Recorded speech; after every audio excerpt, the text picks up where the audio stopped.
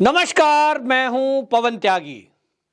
America की एक company के कारण से हमारे देश के जाने माने उद्योगपति गौतम अडानी का ग्रुप करोड़ों रुपए के घाटे में आ गया है। जो दुनिया का दूसरा सबसे अमीर व्यक्ति था वो आज 10वें स्थान पर आ गया है। और ये चपत उनको लगाई है अमेरिका की एक कंपनी ने। ये कंपनी दावा करती है कि वो बड़ी बड़ी कंपनियों के शेयर के मामले में जांच करती है और जांच की रिपोर्ट देती है कि यदि किसी कंपनी ने शेयर खरीदने और बेचने में कोई घोटाला किया है तो उसको उजागर करती है। इस कंपनी के इस उजागर करने के पीछे जो कारण बताया जा रहा है वो ये कि जब ये किसी कंपनी के घोटालों के बारे में रिपोर्ट पब्लिश करती है तो जो लोग हैं वो उस कंपनी के शेयर को बेचना शुरू कर देते हैं। और इसी बिकवाली के बीच जब शेयर तेजी से डाउन चल रहा होता है उस समय ये उस कंपनी के डाउन गए शेयरों को, यानी जिनकी कीमत घट जाती है, उन शेयरों को खरीद लेती है और भविष्य में फिर वो कंपनी क्योंकि ग्रोथ करती है तब मुनाफे में उन शेयरों को बेचती है। और इसी खेल में अडानी को भी शामिल किया गया है। अडानी ग्रुप की तरफ से यह कहा गया है कि इस कंपनी के खिलाफ वो एक केस करेंगे और इसको चुनौती भी दी गई है। बाकायदा उन्होंने 80 सवाल पूछे हैं इस कंपनी से कि आपने किस बेस पर यह कह दिया कि अडानी ग्रुप ने मनी लॉन्ड्रिंग की है, शेयरों में धांधली की है और उसके ऊपर कर्जा है। तो आपके पास तथ्य क्या हैं, वो सबूत पेश किए जाएं। 80 प्रश्न पूछे, उन 80 प्रश्नों का सीधा उत्तर इस कंपनी ने गौतम अडानी ग्रुप को नहीं दिया है। इसको लेकर सरकार भी हरकत में है और केंद्र सरकार योजना बना रही है कि इस तरह से देश के बाहर बैठा हुआ कोई कंपनी मालिक, यानी कोई एजेंसी जिसका हमारे देश से कोई सीधा लेना देना नहीं है, किसी को अधिकार कैसे मिल सकता है कि वो कोई भी अपनी जांच रिपोर्ट प्रस्तुत करे और हमारे देश की कंपनी को इन्फ्लुएंस करे। हमारे देश का ही अल्टीमेटली घाटा है। हालांकि गौतम अडानी की जो कंपनी है दुनिया के कई देशों में काम करती है, अमेरिका में भी निश्चित रूप से काम करती है, तो वहां की कंपनी के बारे में यदि कोई चीज छपे तो बात समझ में आती है। लेकिन यह भी देखने लायक बात है कि ऐसे कई रिपोर्ट्स फर्जी पाए जाते हैं और फर्जीवाड़ा करके एक फेक न्यूज फैलाकर इस तरह से कंपनियों को घाटा पहुंचाया जाता है और जिसमें देश के दुश्मन जो कि आर्थिक रूप से भारत की तरक्की नहीं देखना चाहते, ये अक्सर ऐसा खेल खेलते हैं। अब इस खेल में अडानी कहीं शिकार तो नहीं हो गए, ये जांच का विषय है। लेकिन इस बीच जिस तरह से देश के राजनीतिक दल अडानी के, यानी देश के उद्योगपति के इस घाटा होने पर खुश हो रहे हैं, तालियां बजा रहे हैं, ये बड़ा शर्मनाक है। इसको लेकर के आपको बता दूं, कांग्रेस के नेता जयराम रमेश जो कि भारत जोड़ो यात्रा में आए दिन प्रेस कॉन्फ्रेंस करते हैं, उन्होंने सवाल उठा दिया और उन्होंने गंभीर सवाल उठाया है। उन्होंने किस बेशर्मी के साथ यह कह दिया कि ये जो अडानी है इनका संबंध देश के प्रधानमंत्री से है और तब से है जब ये मुख्यमंत्री हुआ करते थे गुजरात के, और इसीलिए वो कह रहे हैं कि सेबी और आरबीआई अडानी के शेयर के घोटाले की जो रिपोर्ट अमेरिका की कंपनी की आई है इसकी ठीक से जांच करे। सवाल यह है कि जयराम रमेश को एक विदेशी कोई एजेंसी की रिपोर्ट पर इतना भरोसा क्यों है। और ये तभी आप देखिए कि चुनाव आने वाले हैं, 2024 का लोकसभा का चुनाव, और अभी कुछ ही दिन बीते हैं कि इसी तरह ब्रिटेन की एक न्यूज एजेंसी बीबीसी एक डॉक्यूमेंट्री बनाती है और डॉक्यूमेंट्री के जरिए मोदी पर प्रहार उठाया जाता है। इसके ठीक एक हफ्ते बाद बीता है, एक हफ्ते बाद अब ये रिपोर्ट सामने आ रही है। यानी टूल किट पे टूल किट, टूल पिट के टूल पिट, और ये टूल किट तैयार की जा रही है सीधा मोदी को प्रहार करने के लिए। क्या ये अचानक है?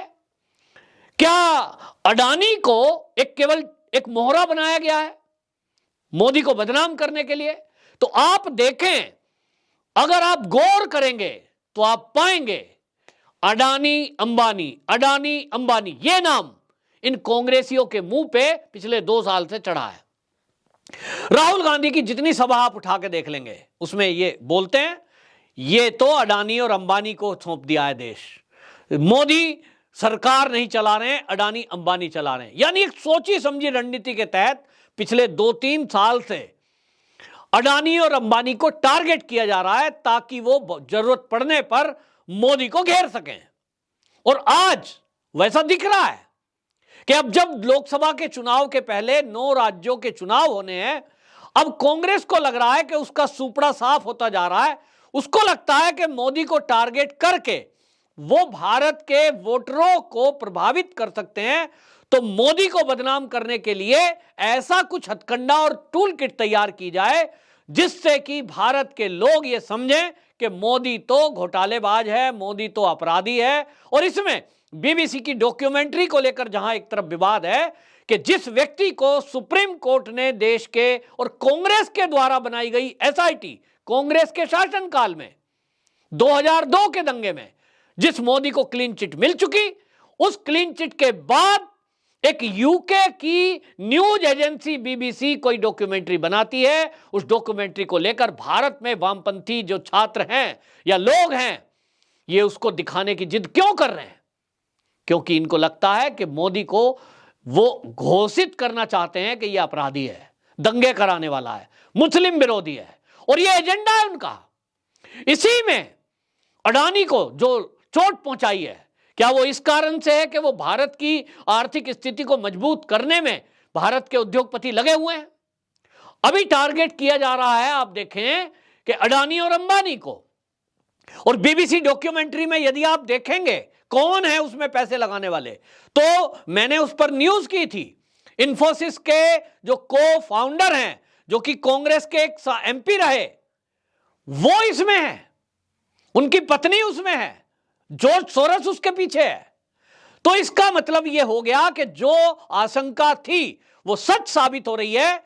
यह कांग्रेस के द्वारा एक टूल किट तैयार की गई है, और एक नहीं, ऐसी खबरें पहले से आ रही थी कि मैं तो पहले से बोल चुका हूं। जिन लोगों को लगातार जो मेरी ये चैनल पे मेरे व्यूज देखते हैं उनको याद आएगा, मैंने कहा था कि हर हफ्ते में एक टूल किट आएगी, उस पर चर्चा होगी, बवाल होगा। आगे से एडवांस में बता रहा हूं कि अब किसानों के नाम पे होने वाला है। आप देखेंगे कि आज के 2 साल पहले जिस तरह से किसानों को दिल्ली में लाया गया था, सड़कों पर बिठाया गया था, फिर से वो दृश्य मुझे दिखाई दे रहे हैं। और इस पर गवर्नमेंट भी ध्यान दे कि दिल्ली के कई सारे ऑटो पर पीछे वो टबोको, तंबाकू वाले उत्पादन करने वाले किसानों की फोटो फिर से आने लगी है। यानी एक साजिश है, उसकी शुरुआत इन्होंने कर दी है कि अब अगला आंदोलन किसानों के नाम पे होगा।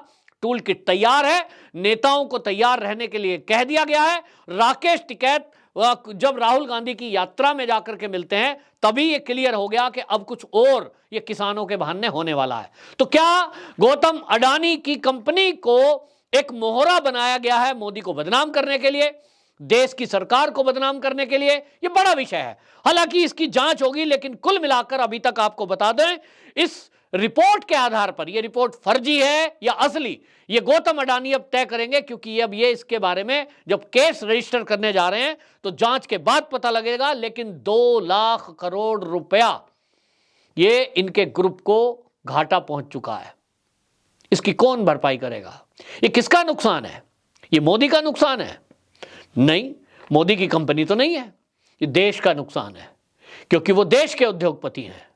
देश में सामाजिक कार्यों में अभी पिछले ही दिनों 60,000 करोड़ रुपए दिए हैं जनाब इन्होंने। कितने? 60,000 करोड़ रुपए देश के सामाजिक काम में, जिसमें बहुत सारे अनाथ बच्चे पढ़ते हैं, स्कूल हैं इनके, अनाथालय चलाते हैं। अडानी हो या अंबानी, महिंद्रा हो या बिरला, ये भारत में चाहे मंदिर बनाए, चाहे धर्मशाला, चाहे विद्यालय, भारत की तरक्की के लिए काम करते हैं। यहां चीन की कंपनी अगर काम कर रही होगी, अमेरिका की कंपनी अगर यहां काम कर रही होगी, कोई जापानी कंपनी यहां अगर निर्माण कर रही होगी, क्या वो भारत के निर्माण में कोई सहयोग करेगी? निश्चित रूप से नहीं। तब फिर ये जो कांग्रेसी हैं, ये अडानी और अंबानी को टारगेट करके क्या सिद्ध करना चाहते हैं? क्या इनके शासनकाल में जब 65 साल कांग्रेस सत्ता में रही तब ये अडानी और अंबानी कोई साहब ये तो मूंगफली बेचा करते थे, 2014 में मोदी सरकार आई, अचानक से अरबों खरबों के मालिक बन गए? ऐसा नहीं है। कांग्रेस के टाइम में ही इन लोगों ने ग्रोथ की है। और इसका खुलासा खुद गौतम अडानी ने टीवी चैनल पर इंटरव्यूज में दिया है कि कांग्रेस के कार्यकाल में अडानी ग्रुप की ग्रोथ ज्यादा हुई। लेकिन आज दिक्कत यह है कि आज मोदी को टारगेट करना है तो ये कांग्रेसी अब बाज नहीं आ रहे हैं। ये हर उस हथकंडे को अपनाएंगे जिससे मोदी को बदनाम किया जा सके। तो कुल मिलाकर के इसमें टारगेट किया गया है। और आपको बता दूं, ये जो कंपनी है, ये जो इस तरह की रिपोर्ट बनाती है, इस तरह का इसका नाम है हिंडनबर्ग। और ये हिंडनबर्ग नाम की कंपनी ये कहती है कि जो गौतम अडानी का ग्रुप है, इस कंपनी में घोटाला हुआ है, मनी लॉन्ड्रिंग हुई है, और जो कुल एसेट्स है उसकी कीमत ज्यादा दिखाई गई है। कंपनी के पास कर्जा ज्यादा है। 7 लिस्टेड कंपनियों में उन्होंने ये बता दिया कि 48 अरब डॉलर का इसको नुकसान हुआ है। धोखाधड़ी के आरोप लगाए हैं। अब आरोप हैं, सिद्ध तो नहीं हुए। जैसा मैंने कहा कि अडानी ग्रुप ने 80 सवाल पूछे कि आपको ये सोर्स कहां से मिला, कहां से जानकारी मिली, उसका कोई जवाब नहीं है। बहरहाल उसने ये काम कर दिया है। और इस समय आपको बता दें, जो जैसा मैंने कहा था, 2 प्रकार के शेयर होते हैं, एक होता है बुल, एक होता है बियर। बुल माने जब आपका शेयर अप जा रहा हो तो उसको बढ़ते हुए शेयरों के दाम में लोग खरीदारी करते हैं कि भाई ये तो लगातार बढ़ता जा रहा है शेयर, इसमें हमें फायदा होगा। आज अगर ये 100 रुपए का है, कल को 110 का होगा, फिर 150 का होगा, आज खरीद लेते हैं। और एक होता है बियर, डाउन जा रहा है, लगातार शेयर के डाउन घटते जा रहे हैं। तो अडानी ग्रुप के शेयर के दाम घटते जा रहे हैं। और ये जो आपको बता दूं हिंडनबर्ग है, इसने पहले ही एक काम ऐसा किया था 2020 में। निकोला एक कंपनी थी जो हल्के इलेक्ट्रिक वाहन बनाती है, उसके बारे में इसी तरह की रिपोर्ट प्रस्तुत की थी, जिसके कारण उसके शेयर 94% तक डाउन चले गए। यानी 100 रुपए का शेयर 6 रुपए का रह गया, कंपनी का बट्टा बैठ गया। और इन्होंने वो शेयर खरीद लिए, फिर वो कंपनी ग्रोथ की, उसका फायदा उठाया। ठीक अडानी को भी इसी तरह का झटका देने की एक साजिश दिखाई देती है। बहरहाल कांग्रेसियों ने जिस तरह से सवाल उठाए, उस पर मेरी आपत्ति यह है कि भारत की कोई कंपनी को घाटा होता है तब कांग्रेसियों को खुशी क्यों हो रही है, या कांग्रेसी इस पर सवाल क्यों उठा रहे हैं, कांग्रेसी इसे मोदी से क्यों जोड़ रहे हैं। अडानी, अंबानी हो, महिंद्रा हो, बिरला हो, टाटा हो, कोई भी देश के उद्योगपति हो, क्या ये मोदी जी के मुख्यमंत्री बनने के बाद देश में आए, या मोदी जी के प्रधानमंत्री बनने के बाद इनकी ग्रोथ ज्यादा हुई है? ये पहले ही कह चुके हैं कि ऐसा नहीं है।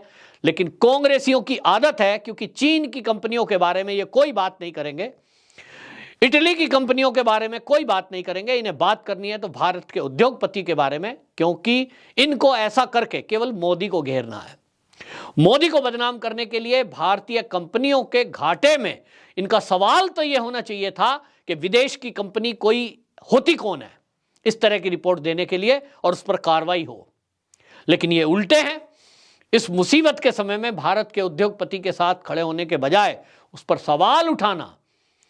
मैं ये नहीं कह रहा हूं कि हमारा किसी का कोई रिलेशन है, लेकिन एक भारत का कोई भी नागरिक और उसका अगर 1 रुपया भी गिरता है, हमें दुख होना चाहिए, क्योंकि ये असली में तो भारत की ही आर्थिक व्यवस्था को ऊपर बढ़ाने के लिए काम कर रहे हैं। तो कुल मिलाकर के मेरा जहां तक आकलन है, ये मोदी को घेरने के लिए एक टूल किट का प्रयोग है। कल को इस रिपोर्ट में अगर ये आ जाएगा कि ठीक है भाई, वो जो हिंडनबर्ग की रिपोर्ट थी वो फर्जी थी, फेक थी, गलत थी, लेकिन तब तक करोड़ों अरबों रुपए का नुकसान इस ग्रुप को हो चुका होगा। और मोदी को घेरने के लिए विषय एक मिल चुका है। अगले आने वाले राज्यों के चुनाव में आप देखेंगे, और कांग्रेस की प्रेस कॉन्फ्रेंसों में आप देखेंगे, ये और तेजी से इस तरह से मोदी को, अडानी का नाम लेकर हमला करेंगे। तो आकलन है, आपका क्या कहना है कमेंट बॉक्स में जरूर बताएं। वंदे मातरम।